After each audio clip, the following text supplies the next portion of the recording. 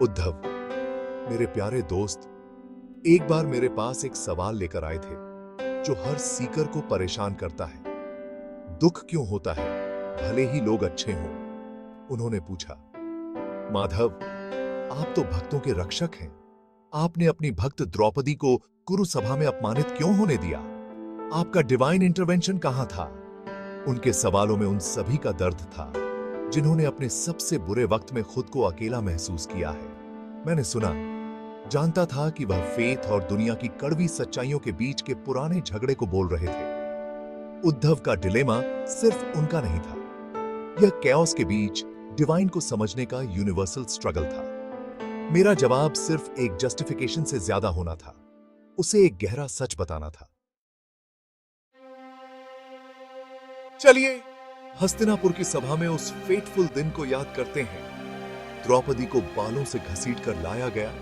वह अकेली खड़ी थी जबकि बड़े बुजुर्ग और उसके पति खामोश बैठे थे, वादों और डर से पैरालाइज्ड।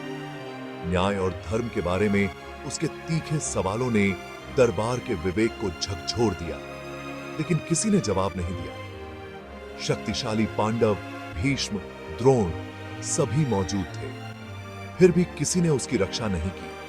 सभा जिसे धर्म को बनाए रखना था, उसके पतन का मंच बन गई। हर किसी ने इनएक्शन चुना, अपनी कमजोरियों से बंधे हुए। द्रौपदी का अकेलापन मानव विवेक के सबसे ऊंचे स्तरों पर दिवालियापन को दिखाता है। इस पूरी नाकामी ने किसी भी मॉर्टल इंटरवेंशन से कहीं ज्यादा बड़े सबक के लिए मंच तैयार किया। तभी डिवाइन टाइमिंग का असली नेचर समझा जा सकता था। मैंने उद्धव को कर्म का नियम समझाया। हर इंसान अपनी किस्मत का आर्किटेक्ट होता है। हर एक्शन, शब्द और विचार ऐसे बीज बोते हैं जिन्हें काटना ही पड़ता है। कोई नहीं, यहां तक कि देवी देवता भी इस नियम से नहीं बच सकते। उस सभा में हर कोई अपनी पिछली पसंद से बंधा हुआ था। धृतराष्ट्र अटैचमेंट से, युधिष्ठिर अपनी कमजोरी से, भीष्म अपनी शपथ से। मेरा रोल कॉन्सिक्वेंसेस को मिटाना नहीं है, बल्कि फ्री विल और उसके सबक को सामने आने देना है। अगर मैं हर गलती पर इंटरवीन करता तो क्या कोई कभी सीख पाता? दर्द भले ही कड़वा हो, एक टीचर है। ज्ञान तभी आता है जब कोई अपने एक्शन के रिजल्ट्स का सामना करता है। द्रौपदी को भी डिवाइन की ओर मुड़ने से पहले मॉर्टल्स में अपनी फेथ को खत्म करना पड़ा। तभी एक हायर लेसन सामने आ सकता था।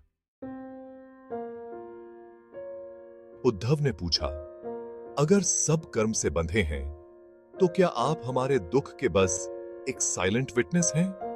मैंने जवाब दिया, एक साक्षी, एक विटनेस होना उदासीनता नहीं बल्कि निष्पक्षता है। जैसे सूरज सब पर चमकता है, मैं बिना किसी जजमेंट के हर एक्शन को रोशन करता हूं। मेरी मौजूदगी वह स्क्रीन है जिस पर जिंदगी सामने आती है। मैं दखल नहीं देता क्योंकि सच्चा ट्रांसफॉर्मेशन अंदर से आना चाहिए। अगर मैं धर्म को जबरदस्ती लागू करता तो वह जेन्युइन नहीं होता। मेरी खामोशी हर आत्मा के लिए अंदर देखने, अपना रास्ता आजादी से चुनने का एक इनविटेशन है। कर्म का नियम तभी पूरी तरह से काम करता है जब मैं निष्पक्ष विटनेस बना रहता हूं। चॉइस हमेशा आपकी होती है। मैं वह अवेयरनेस हूं जो इसे रजिस्टर करती है। उद्धव ने और पूछा, तो फिर आपने द्रौपदी की मदद क्यों की? आपके इंटरवेंशन का कारण क्या था? मैंने जवाब दिया, क्योंकि उसने मुझे पूरी तरह से सरेंडर करके पुकारा था। द्रौपदी ने पहले बड़ों, अपने पतियों और अपनी खुद की ताकत से मदद मांगी। सब फेल हो गए। तभी जब उसने पूरी तरह से छोड़ दिया और अपनी आत्मा की गहराई से मेरा नाम पुकारा, तभी उसने मेरी ग्रेस को इनवाइट किया। जब तक आप अपनी ताकत पर निर्भर रहते हैं, बाम अपने कर्म के दायरे में रहते हैं। लेकिन सच्चा सरेंडर जब आप अपने बोझ पूरी तरह से मेरे हाथों में रख देते हैं, डिवाइन इंटरवेंशन के लिए रास्ता खोल देता है। द्रौपदी की प्रेयर एक विनती नहीं थी, बल्कि बोझ का ट्रांसफर था। उसका कर्म मेरा बन गया, विटनेस प्रोटेक्टर बन गया। उद्धव की आंखों में समझ भर गई। उन्होंने महसूस किया कि मेरी अपैरेंट एब्सेंस फेथ का एक टेस्ट था, अबैंडनमेंट नहीं। डिवाइन कभी दूर नहीं होता, यह अंदर की साइलेंट स्ट्रेंथ है, वह अंदरूनी आवाज जो धर्म की ओर गाइड करती है। एक मां की तरह जो अपने बच्चे को अकेला चलने देती है, मैं तुम्हें ठोकर खाने देता हूं ताकि तुम बड़े हो सको। मेरी प्यार भरी नजर हमेशा तुम पर है और मेरी मदद तब उपलब्ध है जब तुम ईमानदारी से मांगते हो। कभी यह मत मानना कि तुम अकेले हो, सुप्रीम तुम्हारे अपने दिल में रहता है। अपने बोझ सरेंडर करो, फेथ के साथ पुकारो और तुम्हें पता चलेगा कि जिस मदद को तुम ढूंढ रहे थे वह हमेशा तुम्हारे अंदर ही थी। प्रोटेक्टर कभी अनुपस्थित नहीं था, तुम बस कहीं और देख रहे थे। जैसे ही हमारी बातचीत खत्म हुई, उद्धव को शांति मिली। उन्होंने देखा कि द्रौपदी का ऑर्डियल धर्म, कर्म और भक्ति में एक टाइमलेस लेसन था।